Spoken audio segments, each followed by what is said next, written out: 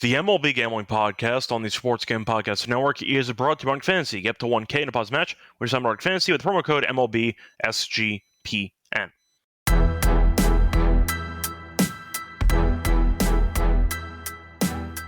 And welcome, everybody, to the MLB Gambling Podcast here on the Sports Gambling Podcast Network. It is currently Thursday afternoon, July 31st, around 5 p.m. Eastern Time, an hour before the trade deadline officially passes, so there's still a bunch of moves to be made. So a decent amount of moves already happened, but there might be a couple that are going to happen over the next hour. Either way, though, I am joined by Lonte once again. Lonte, how's it going with you? What's up? Not much, man. Pretty good. We got some movement for the deadline is always good. So yeah, man. Short slate on the short card today. So no WNBA action. So yeah, it's just I guess a reassessing day for me going forward.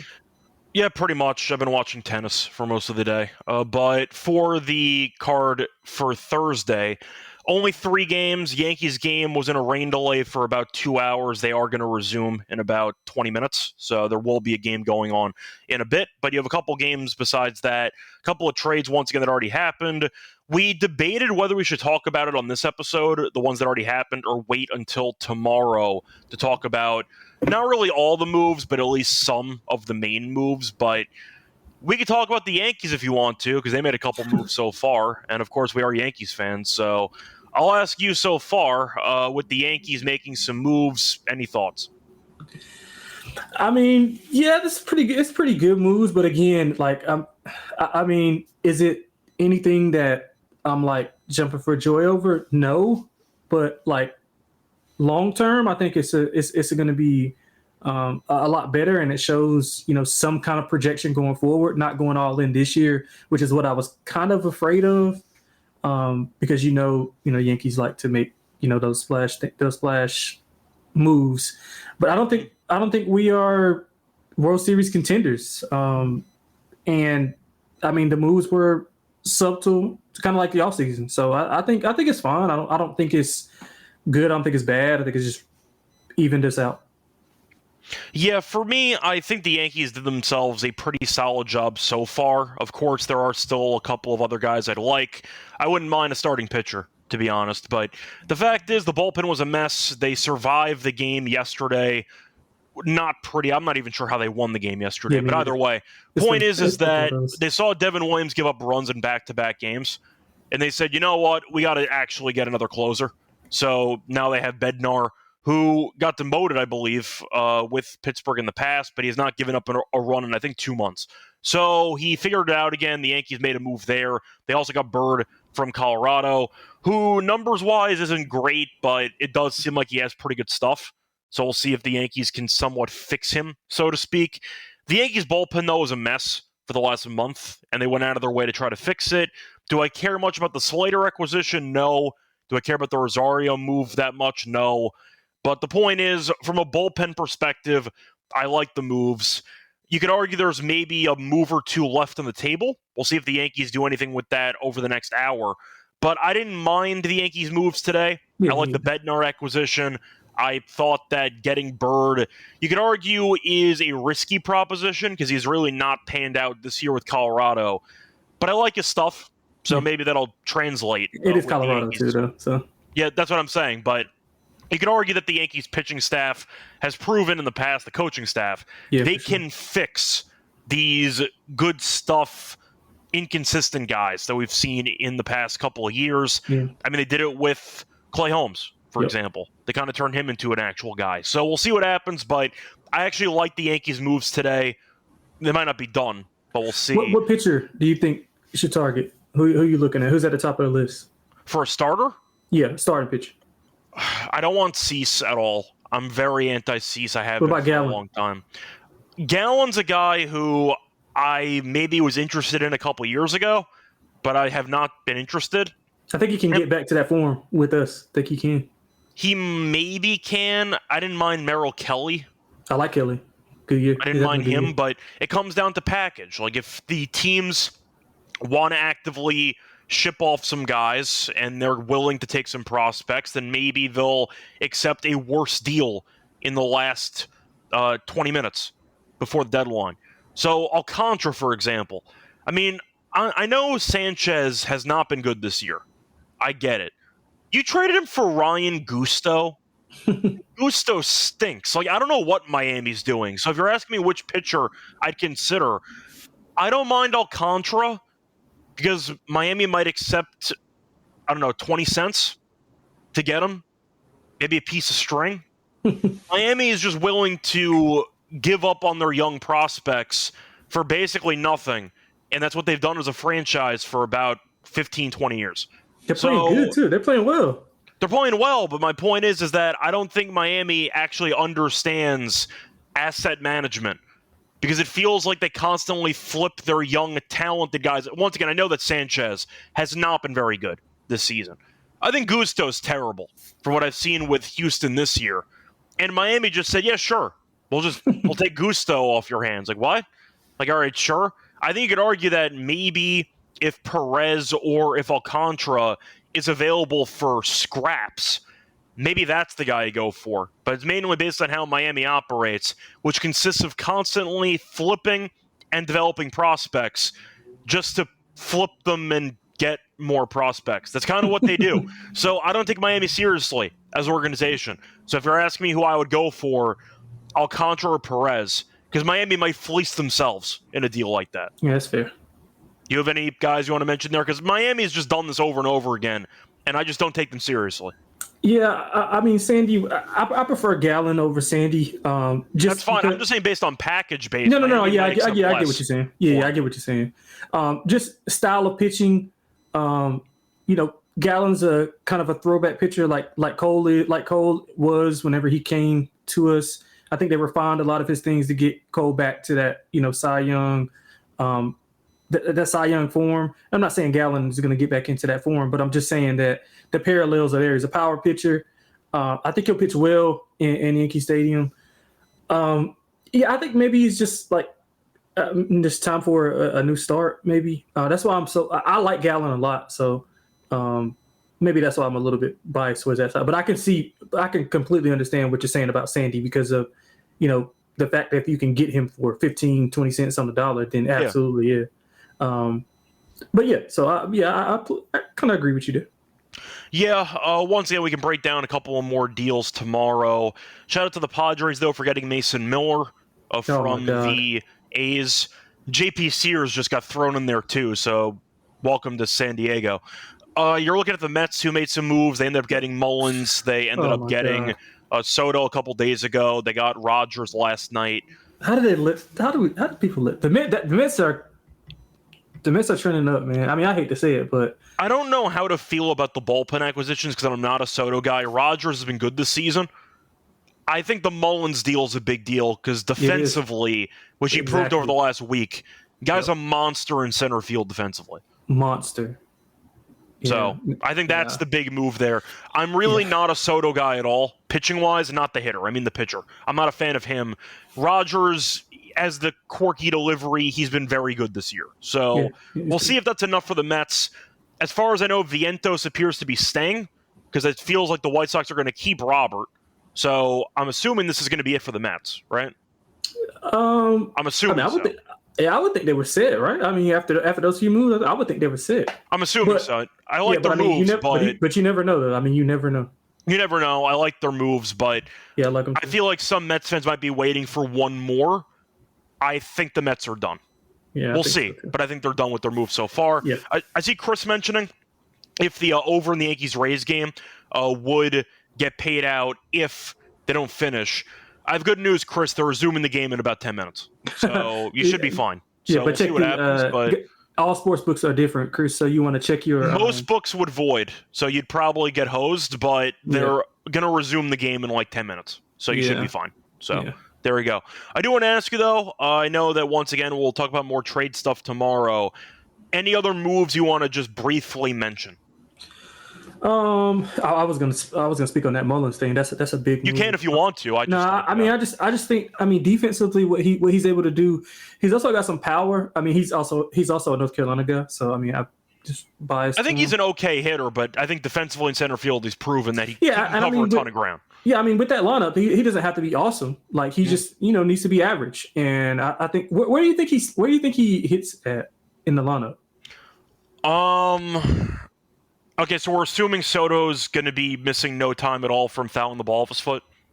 Yeah, I don't think that's a big deal. I'm guessing. I don't either, but I'm just saying. So if we're assuming full strength here for the lineup, would he bat leadoff? Or would they bat him at the end of the order to try to get I was thinking like 7. I can see that too. I was thinking like 7. I could see him bouncing around. I'd probably say 7 or 8. Right. But there's a chance he leads off a couple games. Yeah. I think it's interesting, man. But what he does defensively is, man, he's really good. Just like I like that. I like the Suarez for the Mariners. That's really for obvious reasons.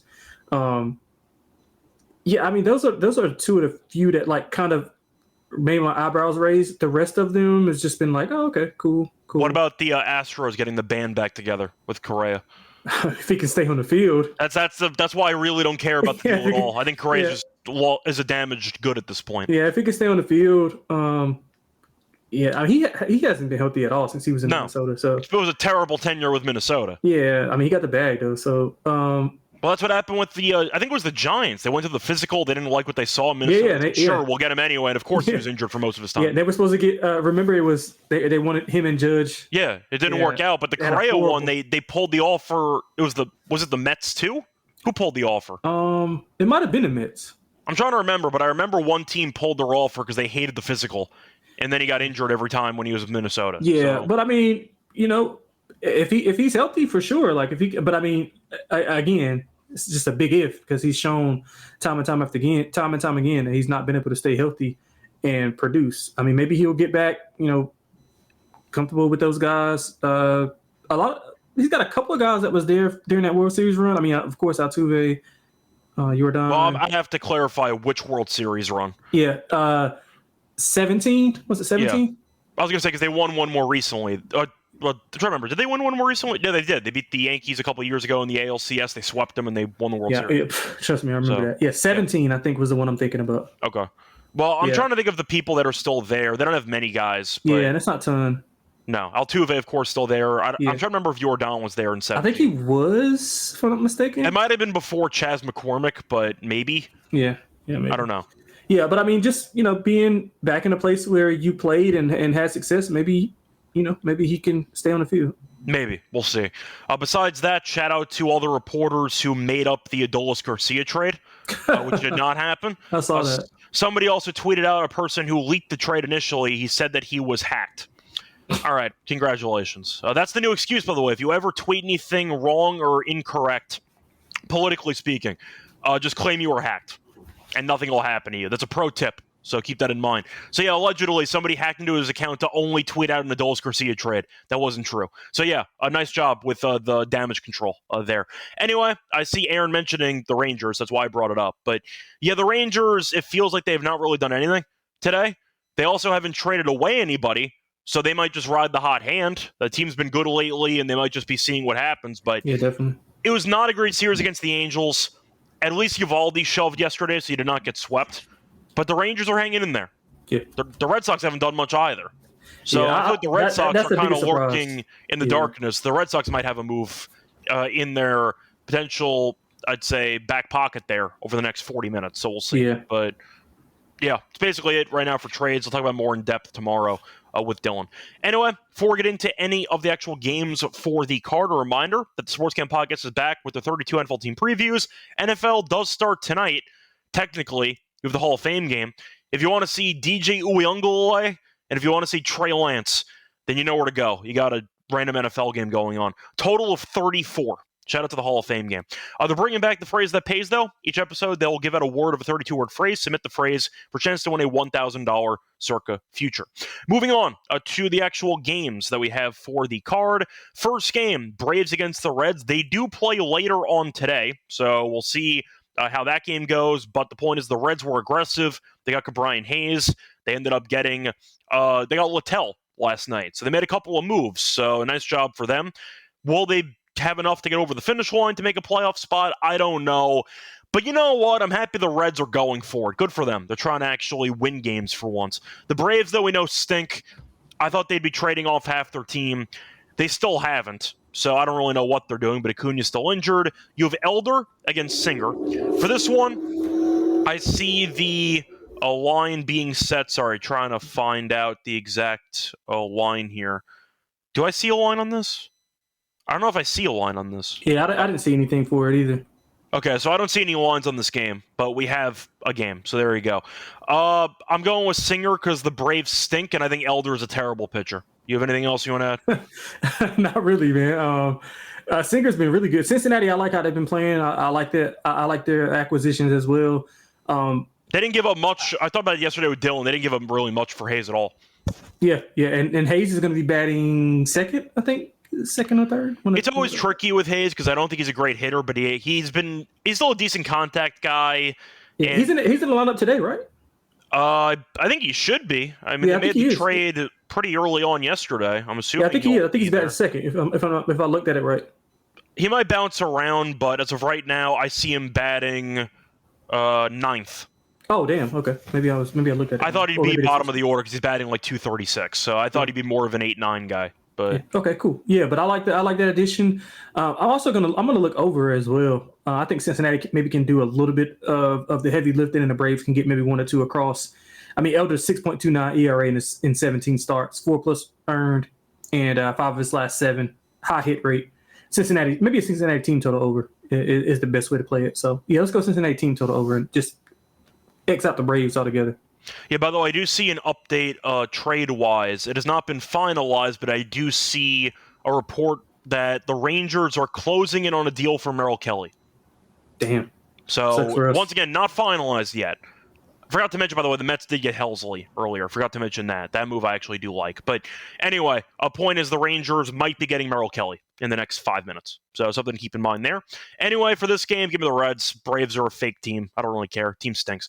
I wonder if Snitker's going to get fired. That's really all I have to add. For the season itself, it's been a mess. Moving on to the Orioles taking on the Cubs. For this one, you have Rogers taking on Horton. Orioles are plus 100. The Cubs are minus 118. Rogers has been incredible. They traded away Mullins, so they are selling a bit. They got rid of Soto a couple days ago out of the bullpen. I don't really like Soto, but still. The Cubs have been kind of just chilling. Have they done anything at the deadline? Because I'm pretty sure they haven't done a damn thing. I don't think they've done anything. No, I don't think I've seen anything come across. So we'll see what happens, but I actually don't mind Baltimore. Maybe first 5 in this game. I like Rogers. He's been really good. I know that Stowers turned out to be a very solid player for Miami. Rogers was a delayed gratification move because he was terrible last year. But damn, he's been incredible this year. I'm not a big Horton guy. I think Horton's okay. But give me Orioles first 5. They've been hitting decently. They almost swept the Blue Jays. Did barely lose the game. Laureano should have walked. That was a ball with the bases loaded. But still, I'll go Baltimore first 5. I'll just take Rogers over Horton. Yeah, I think it's kind of a coin flip on the pitchers. I think that the Cubs should be in a decent spot. I mean, it went 3-3 from the 2 series road trip. They hit lefties at this point. Yeah, they hit lefties pretty well. Rogers has been good, man. I mean, 3 earned in his 4 combined starts. This will be the best offense he's faced, though. That's kind of why I'm liking the Cubs here. The Cubs, we know what they do at home. So I'm going to take the Cubs here. Horton also, he's on a 12 scoreless innings pitch streak. He's also got 12 2/3 scoreless innings pitch streak at home. So he's been going well. I'm going to take Chicago minus the 1.5, and I'm going to go over. I mean, both teams' offense I can expect to show up. I mean, the Cubs' offense is going to show up. They just haven't been as consistent as I would like, but offensively, they still will get their runs. And I think Baltimore's been playing well also. I mean, 64 runs scored in the last 7 games, so they've been hitting the ball pretty well. So I like the over, and I'm going to take the Cubbies as well. Yeah, I just wonder what the price is going to be for the I see the over actually at 8. That's pretty low. That's low. I don't mind the over there. I thought that the over might be like 8.5. So yeah, I can get behind that too. Moving on to the next game, Tigers taking on the Phillies. The Phillies made some moves at the deadline, or before the deadlines. They got themselves some bullpen help. For the Tigers, I'm trying to remember if they did anything. Did the Tigers do anything? I don't think they did anything. Do you have any recollection? Because I don't think they did anything. Did they do anything? Well, they did get Paddock, if you're going to count that. Yeah. Well, he was actually very good yesterday. I meant today. They got Finnegan from Washington. Yeah, Finnegan. They did get Finnegan. Yeah, and they got I don't understand the Paddock move. They got Sewald from the Guardians, who I forgot was pitching on the Guardians. But either way, they did get some bullpen guys. For Philly, they made some moves as well. For this game, though, you have Flaherty against Suarez going. For the Phillies, they ended up getting... sorry, just trying to remember who the hell they at this point. Let me just see who they got. Phillies ended up getting... Where the hell is it? Sorry, I'm just drawing a blank on who they actually got. I'm also trying to do Command F here on the Phillies, and it's just not popping up. They got Bader from the Twins as an outfielder, so maybe that'll help them out to some degree. Besides that, they also ended up getting they got Duran from Minnesota. That's who I forgot. So yeah, they got some bullpen help too. But either way, point is for this game, Suarez we know has been good all season. As for Flaherty, he's been kind of up and down. For this game though, you have the Phillies who are minus 142. Detroit is plus 120. Detroit finally got back on track. They were slumping for about 2 weeks. They swept Arizona. They looked very good doing it. Arizona's a dead team, but a win's a win, and they started to hit the ball again. I think this line's very, very large. Give me Detroit. I think 140 is insane. I'll take Detroit for the value. Yeah, you know what? I was going to go with Philly as well. I wanted it to be around 125. I would have taken them if they were at 120, 125, but 140 and change is just too much for me. I can't do it. Yeah, I would go that way. Originally, I think they had Scooble going, but I don't really trust Flaherty. I know Detroit's, they have 4 straight wins after 6 straight losses. If you just look, it's just night and day. They got 34 runs in their 4 wins, 13 during that 6-game losing streak. They do hit lefties okay, but Suarez, he's been pretty good outside of some walk issues. He's got 1 or less in 6 of his last 8. He was lit up in his last home start versus the Halos, so I think he wants to get back on track here. Got some walk issues, 10 in his last 3. They're coming off losing a series to the White Sox, who we'll talk about later. Yeah, I think I'm going to end up taking Philly here. Maybe put it in a parlay or something, but that would be the only place that I would go if I had to. I really wanted it to be like 125-ish. I just didn't like the price. That's kind of why I'm going to go with Detroit for this one. That's fair. Yeah, moving on to the next game, Brewers taking on the Nationals. For this one, you have Quintana against Parker. For the money line in this game, Milwaukee, of course, is favored. They are minus 154. I see Washington plus 130. For the over-under in this game, I see 8.5. I'll just take Milwaukee. The Nationals stink. They traded their closer away. I know Parker has been a little bit better lately, but I still don't think he's that good. I don't know how Quintana's as good as he actually is, but the guy just gets outs. I don't really know how. He's just a pure junk ball pitcher, but it works for him. Give me Milwaukee at minus 154. They're just a much better team. Yeah, I love Milwaukee in this spot, man. Washington, 500 last 10. Offense still a bit inconsistent. Parker's got a high hit rate, low K rate, so he's going to allow a lot of contact. I think Milwaukee will take care of that. They swept Washington in a 3-game set a few weeks ago at home. Good series win versus Cleveland. I thought it could be a letdown, but then looked at Parker, and I'm like, nah, I don't think so. Quintana's 2 or fewer in 10 of his 15 starts, fairly steady. Had some home run issues, 4 in his last 2, but I think he'll navigate fine. All 3 of those games that I talked about recently, they went over. The total runs were 11, 11, and 9, and the totals were around 8.5, 9. So I think this over is a good hit. I like Milwaukee as well. Yep. Before we get into the rest of the card for Friday, a reminder they're brought to you by our sponsor, MyBookie. The G. It's available to bet on baseball, WNBA, tennis, golf, of course, football futures. They're also available at 10 locations. Use crypto for deposits and fast payouts when you sign up, though, for your new account. Use the code SGPN to get 100% of match up to 1K. Terms and conditions apply. Book the G promo code SGPN. We're also brought to you by Rhythm because they have powered trends, which have been really good in baseball and in WNBA. Power trends are only available on Rhythm. They're updated every day. Power trends have been crushing it. A ton of under on batter hit props that are collectively hitting at a 70% rate. So fading players is profitable. WNBA, though, power trends since the All-Star break are 27-16. So 23.36% ROI. They're cooking. So keep that in mind. You can build yourself some nice bankroll builder options with the NFL around the corner. Check out Rhythm, though, with the app. Check out Power Trends, and also we have a free trial combo with Rhythm. If you use the link, go to sportsgampockets.com/rhythm to get your 7-day free trial.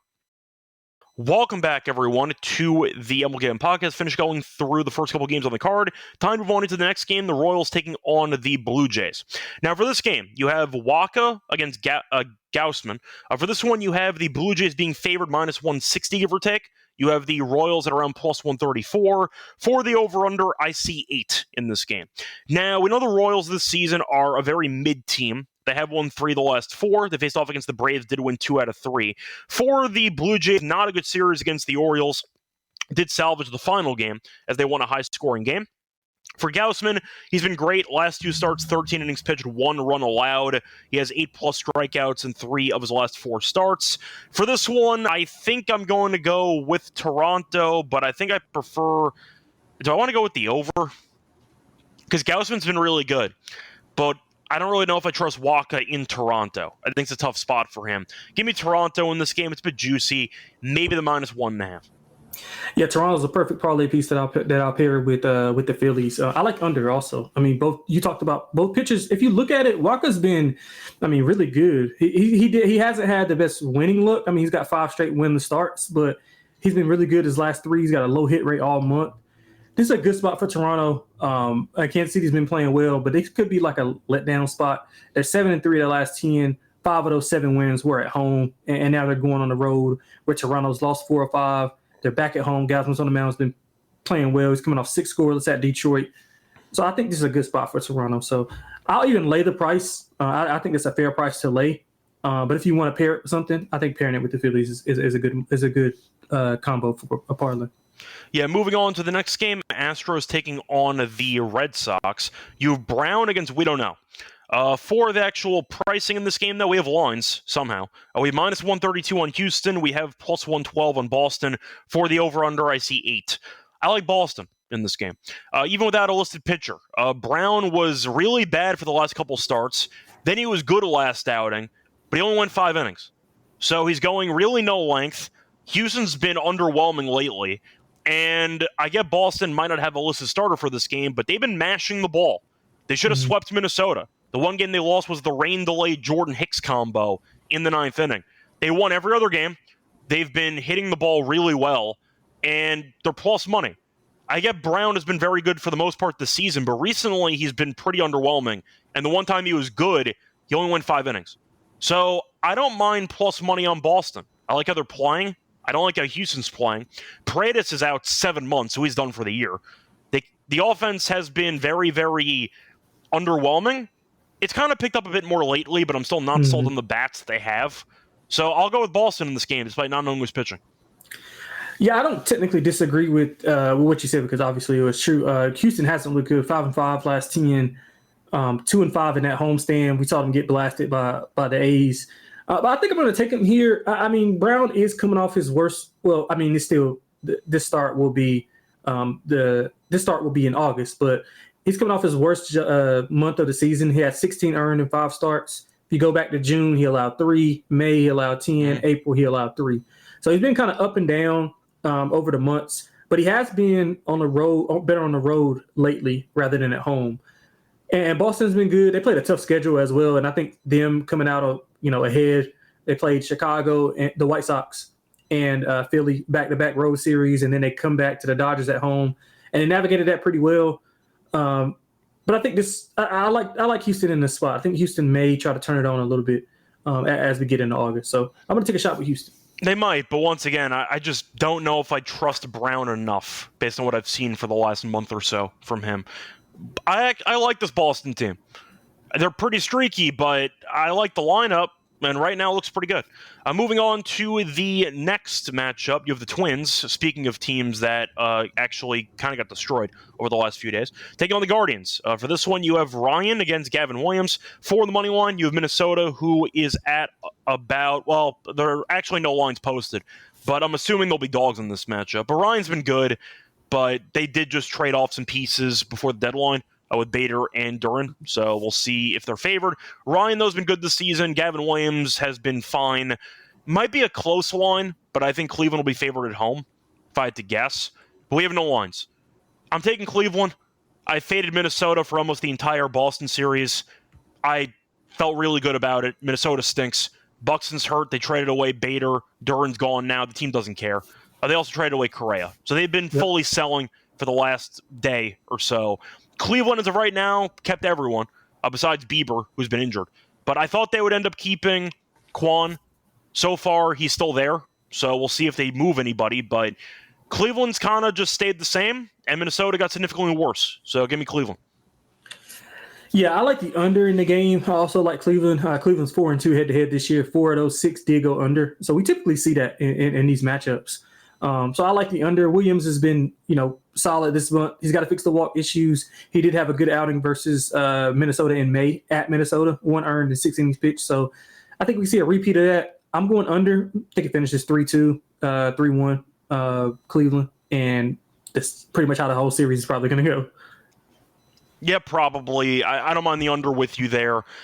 I feel like it's been a common theme. It's been working for me, fading Arizona, fading a couple of teams that seem to have just waved the white flag on the season.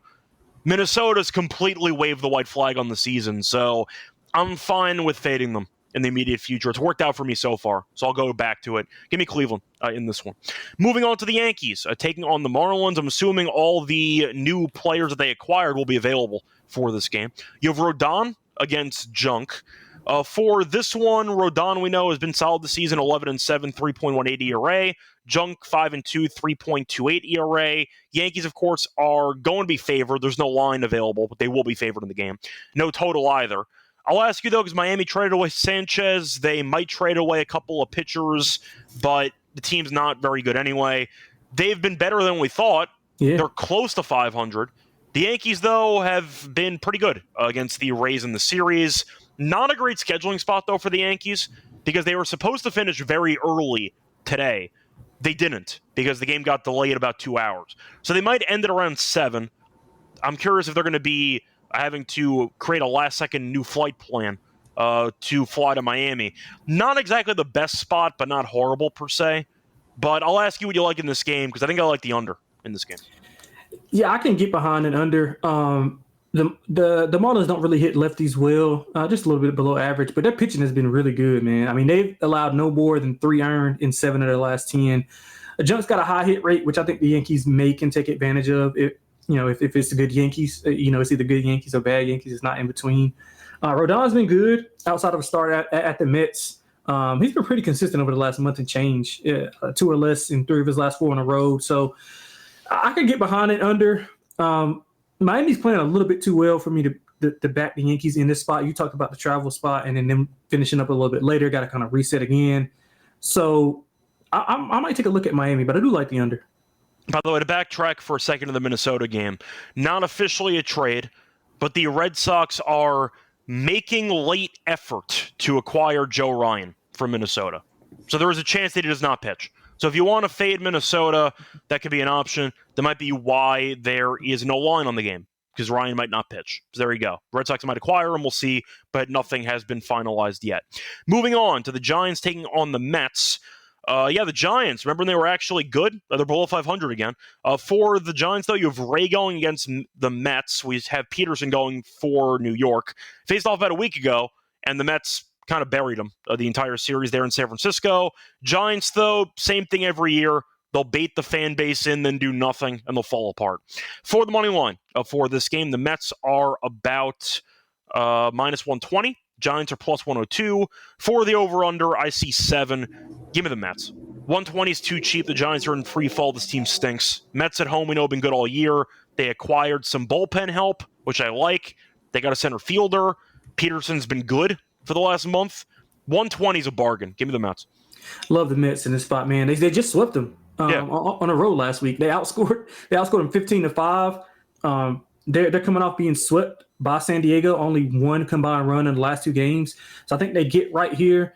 San Francisco, I mean, you talked about it, 6 straight losses. All of those were at home. They only scored more than 1 run twice in those. Pittsburgh on the road. Come on, man. You got swept by Pittsburgh at home. Right. And like they just they lost games where they gave up 2 runs, 2 runs, and 3 runs. Mm-hmm. So they can't even win. They can't even win when their pitcher staff does well.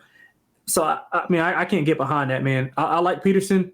I'm looking at a first 5 under as well. Peterson's been dominant at home. He's got 1 combined earned run in his last 2 starts. The 1 was against San Francisco in the 6 innings that he pitched, but he's been pretty much flawless at home. I like the Mets. This is way too short.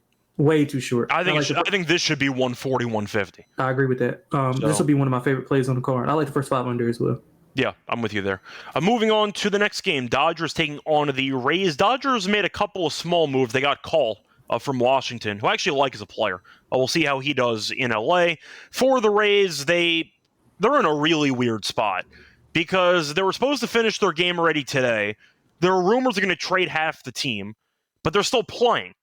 So they might start pulling guys mid-game because they might be trying to ship off Yandy or somebody. We'll see what happens. But the Rays have been in free fall too. They really should trade away some pieces because this team stinks. They're also below 500 now. For this matchup, though, for the pitching, you have the Dodgers using Kershaw against Baz. For the money line in this game, Dodgers are favored. They're minus 146. The Rays are plus 124. Over-under is set at 9. So for this game, I'll take the Dodgers. Look, I understand the Yankees haven't been playing that well lately, and Judge got injured, and he's been out. How do you lose a series to this team? To the Yankees missing their best player? Like, I thought the loss yesterday was embarrassing. But either way, a point is I'm going to fade Tampa. This team stinks. Give me the Dodgers. Yeah, I like the Dodgers as well in this spot, man. I just think that they got to turn it on at some point. I mean, I think kind of I don't want to catch a falling knife, but they've been 500 the last 10. They've been the Padres went all in because they're only 3 back in the division. Right, so it's not like they're just running away with the division and they can just be good with it. They're just like I don't know. They're just like going through the motions. This is their 3rd straight road series. They're 3-3 so far. Kershaw's coming off his worst start of the year, worst road start of the year. He's been money on the road outside of that. I mean, 4 earned isn't horrible, but he's been much better than that. He doesn't have the swing and miss stuff. A lot of he's getting to the 2 strike count. He's getting into a favorable count, but he just can't put him away like the old, he can't pitch. He can't throw that 12-6 curve like he used to. And I think it's just a free for all for Tampa. I mean, they're 1-5 on that. They went 1-5 on their road trip. They lost 8 of 10. Boz is 0-4 in his last 4 with a 5.90 ERA, 5+ runs, and 2 of his last 3 at home. High hit rate. This should be a Dodgers coming out party for that offense, man. So I like the Dodgers minus the 1.5. By the way, unrelated, there was a new Yankees trade. They officially traded away Peraza. He got traded to L.A. He's going to the Angels for Wilberson DePena. He got traded for an NPC. Good enough for me. I'm fine with that. So anyway, Peraza is no longer on the Yankees. Moving on to the next game. You have the Pirates taking on the Rockies. You have Heaney taking on Sanzatella. Pittsburgh's been rolling. And yet they still sold because they traded away Bednar, they traded away Hayes. But you know what? I like how they played. They're minus 152. Rockies traded away McMahon. They traded away Bird. That's basically it. It's more than the Rockies usually trade away at the deadline. But Sanzatella and the Rockies are plus 128. The over-under is set at around 11. Give me Pittsburgh. I'm not going to spend much time on this. They played very well the last 2 weeks. Good enough for me. Give me the Pirates. Yeah, I can't like 150. No, I'm not on the road. I mean, especially with Haynes' I can't back Sanzatella. I'm stuck. Give me Pittsburgh. He's been better at home in his last 3 starts, though. He's been solid at home in his last 3 starts. I think 3 earned is the most he's given up. I mean, Haney 21 earned in his last 4 on the road, 9 home runs in his last 6. He's coming off of a really good game. 14 combined runs the last 3 to begin the month, but he's been a lot better as of late. But he is on the road. The Pirates are on the road. They're playing well. 5-game winning streak. I think it's 150 is like a little bit out of my zone. 130, okay. 150. This still the Pirates, man. This is the Rockies. Yeah, they're the Pirates. Give me the minus 1.5. Let's get weird with it. Give me Pittsburgh. Yeah, I'll take Colorado. They've made me a lot of money the last week or two because they were against the Diamondbacks. I wanted to fade them. The Giants stink too. I made some money over the past week with Pittsburgh. They're getting plus money in all those games. Yeah, maybe I'm still bitter. They cost me in those 2 series. They were getting a decent amount of plus money against teams that were in free fall. So I like the spot there. I mean, the Giants' losses were brutal. Arizona just no-showed the entire series. But still, I'll go with Pittsburgh in this one. They've been fun. Good enough for me. Moving on to the White Sox taking on the Angels. So for this one, you have undecided against Anderson in this one. We have pricing, though. We have minus 134 on the Angels. We have plus 114 on the White Sox. Yeah, the Angels had a good series against the Rangers. They didn't sweep, but they looked very good offensively for the first couple games. The White Sox exploded against the Phillies in the last game yesterday. Shout out to Robert. I had his HRR, and he ended up having about 3 singles and a run. These teams have been hitting well lately, though. Give me the over in this game. It's at around 9.5, even money. I'll take it. These offenses have actually been decent. I think it's a high-scoring game. Yeah, both of these teams I've been making a lot of money on betting on them. They've been really feisty. I like the fight in both of them. They're Chicago 6-4 the last 10. The Halos are 4-6, but they've been playing really well. I think it's going to be Savale. If it is Savale, I'm all over the White Sox in this game. I do like the over as well. Anderson, 7 walks to 10 Ks in his last 4. He's got 6 starts where he's allowed multiple home runs. I think this could be a home run derby type of game. So I agree with you on the over. I like the White Sox. Yep, we'll see if Peraza plays for the Angels in this game. Moving on to the next game, you have the Cardinals taking on the Padres. Padres, very active. They got Sears. They got Mason Miller. They also got O'Hearn. 3 games back, they said, you know what, we're going for it. Full steam ahead. We'll see what happens with the Padres, but very, very aggressive as always. You Pivetta going into Liberatore. For this one, Padres are minus 142. I see the Cardinals at plus 120. For the over-under, I see 7.5. They were in free fall for a bit there, or they were treading for like 3 straight months. Yep. Then the Mets came to town, and they said, we're going to destroy you in all 3 games, and they did. So San Diego's now officially a buy-on team again. Cardinals, they should have traded away more pieces than they did. I don't really know what they're doing, but they're a terrible road team. Padres have a certain amount of energy back. They got a spark again. Good enough for me. Give me San Diego. Love San Diego. I'll lay 1.5 as well. I mean, they like this price wise. I like the money line as well, but I think price wise this is like not priced appropriately. I mean, Liberatore is, teams also monitor his innings and his pitch count. So he might get into a situation where that pitch count rises a little bit early, and then you're into the bullpen, which is not good. And San Diego should be able to blast off on them. He's got 15 hits in his last 2. San Diego, you talked about him, great series sweep against the Mets. Pavetta's been good. Since June 20th, does not allow more than 2 earned. He is going 19 1/3 scoreless at home. So he's on that streak. He's got a low hit rate, no more than 3 hits allowed in his last 4. All over the Padres. This is a great bit. Yep. By the way, unrelated, a couple of new trades came through. You saw the Royals acquire Falter from the Pirates. I don't know what they gave up. And Yankees legend Miguel Andujar went to the Reds. So the Reds got more infield guys who can hit. So, yeah, Reds keep pushing. Respect. We'll see if it works out for him. But there we go. Moving on to the next game, the second to last game on the card. Diamondbacks taking on the A's. So 2 teams who really don't care at the stage in the season. You have Kelly for now, who might get traded, who knows, against Lopez. For the pricing, we have no lines because, once again, Kelly might get traded. So for this game, I might just blindly fade Arizona because this team does not give a damn. I know I just said the A's traded away Andujar. They might still be trying. They got some young players. Arizona completely waved the flag on the season and no-showed about 8 games in a row. Good enough for me. Give me the A's at home. Probably as a dog, but we'll see who's pitching. I'm assuming Kelly won't be pitching for Arizona, but we got about 20 minutes left, so he might. What a bummer for Kelly if he's just stuck on this team post-deadline. For him, if Kelly's still there, give me Arizona. If not, then give me the A's. Yeah, that's a good way to put it. I think I'm going to like the A's regardless. I mean, the A's have been playing really well. 6-1 the last 7, 44 runs in that span, back-to-back series wins versus Seattle and at Houston. Lopez is not going a ton of length, but he's not going to 5 innings pitched in 5 straight. But he was really good in early June, not so good in his last 4. up to his most recent start. But I do like the A's. Like you talked about, like the A's might have sold off some players, but they still got some young talent, and they're still playing hard. So I know. I will add, though, Jacob Wilson was added to the IL, so he'll be out for a couple weeks. But they still have Kurtz, they still have Butler, they still have some talent. Yeah, they still have Rooker. Like they got a lot of guys, man. So I'm gonna keep betting the A's because I think they are I think they're gonna be feisty down the stretch. So a team that I'll be betting, one of the bottom tier teams that I'll be betting on is for sure the Athletics. Yeah, I see Randy mentioning he might go to Texas. That was not confirmed. They said that Texas is trying to close a deal with Kelly. It has not officially gone through yet. So we'll see if they get it done. He might end up on Texas, but I saw 10 minutes ago that they were making a push for Kelly, which means nothing. So we'll see what happens moving forward.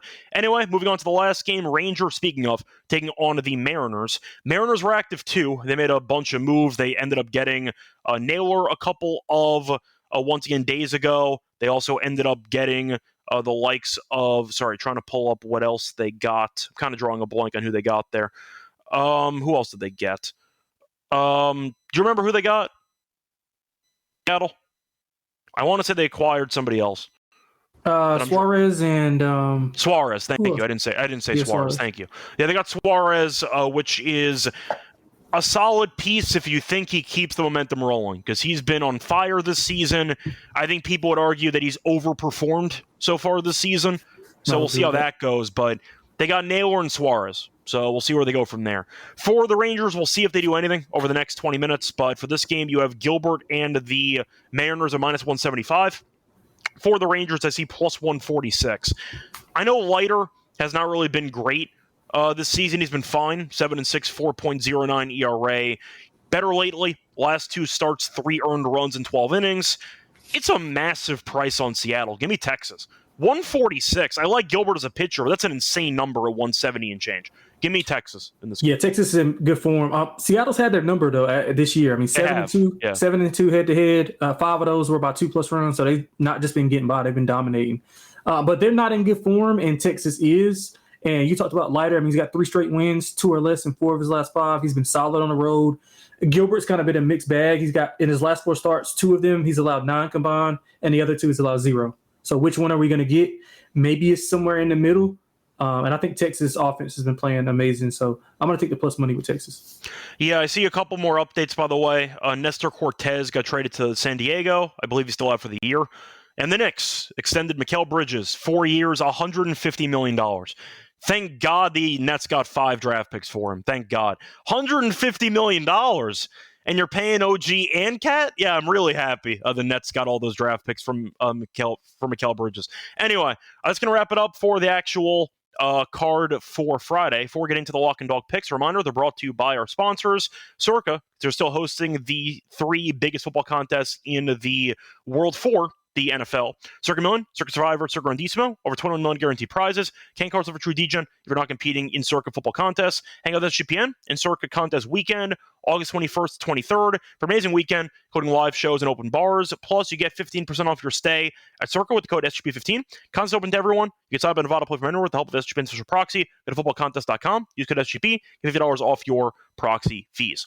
We're also brought to you by fans because they're doing Best Mania happening all summer long, giving away 15 random prizes, 2-minute first place. You have no waiver wires, no trade arguments. Best ball is the best way to play fantasy football. They also have a pick'em option for entries. You win up to 500 times your entry, so try that out. When you sign up at Earnrug, though, use the code MLBSGPN to get a special pick in the first time that offer up to $1K in bonus cash. Earning fantasy promo code MLBSGPN. Welcome back, everyone, to the MLB Gambling Podcast. Finished going through all the games for the Friday card. Time to move on into the Lock and Dog picks. Lonte, what do you like as your Lock and Dog for the Friday card? Yeah, likewise, man, I'm going with the Mets. Price is too short. They've been playing a lot. They've been playing so much better than what San Francisco's been doing. Don't really trust them on the road. So I'm going to take the Mets to bounce back and have a really good series at home. The dog, I'm like torn. Let's take. I took a baby dog last time, so let's take -1.5 on the Toronto Blue Jays, plus 135. I think that's a good price for them. I think they have a good series. They're back home. They've been underwhelming. Kansas City's on a bit of a run, but a lot of that has been at home. So let's take Toronto -1.5 plus 135. Yeah, there were some other moves that were made in the last couple of minutes. The Yankees have officially traded for another shortstop. They got Jose Caballero from the Rays in the middle of a game against each other. They traded for him. So Caballero has 34 stolen bases. We'll see what they do with Volpe. But the Yankees have another shortstop. So they got rid of Everson Pereira, who used to be a very high prospect, and that didn't work out. And they got rid of what the hell is this? What is that? PTBNL? What the hell is that? Is that money? What the hell is that? Is that international pool money? I don't even know what that is. Okay, anyway, the Yankees got themselves another shortstop, and the Red Sox traded for Dustin May. So they got a starting pitcher. But anyway, those were other moves that were made. So for my lock, give me the Mets at -120. I like the price too much. I think it's too cheap. The Giants are in free fall. This team stinks. And the Mets have been slumping a bit against San Diego, but you know what? They swept this team in San Francisco last week. I like how Peterson's been pitching for the last month or so. I'll go for the Mets at -120 as my lock. For my dog, what do I want to go with here? Do I want to go with Kershaw and the Dodgers? And not really, but +108, +115 for the run line is kind of intriguing for that one. You know what? I'll swing for it. Give me the team that was very aggressive today. Give me the Padres. Give me the Padres -1.5, +160. Pavetta's been very good at home. Liberatore has been okay this season, but the Cardinals on the road have not been good. Give me San Diego -1.5, +160 as my dog. Lonte for the home run picks. Anybody that you like? I'm gonna take Mickey Moniak. I like the Rockies in the game. I think it's going to be a high scoring game. I don't really trust Haney on the road. 9 home runs allowed in his last 6. I think that this could be a high scoring game if Pittsburgh brings their offense as they typically have been doing it on their 5-game winning streak. So let's go with Mickey Moniak. Should be a decent price tomorrow. Yeah, so for me, I think I'm going to go after that Dodgers and Rays game. I'm really just not sold on Baz. He has been giving up some home runs lately, so I do think the Dodgers can get to him. I'll go with Teoscar. Teoscar, the only guy that's actually faced off against Baz on the entire Dodgers active roster. 1 for 4 with a home run. Good enough for me. Give me Teoscar in the Yankees spring training field tomorrow. It's going to wrap it up, though, for the show. Once again, a bunch of trades. I'm sure we'll talk about it more tomorrow. Lonte, anything else you want to add?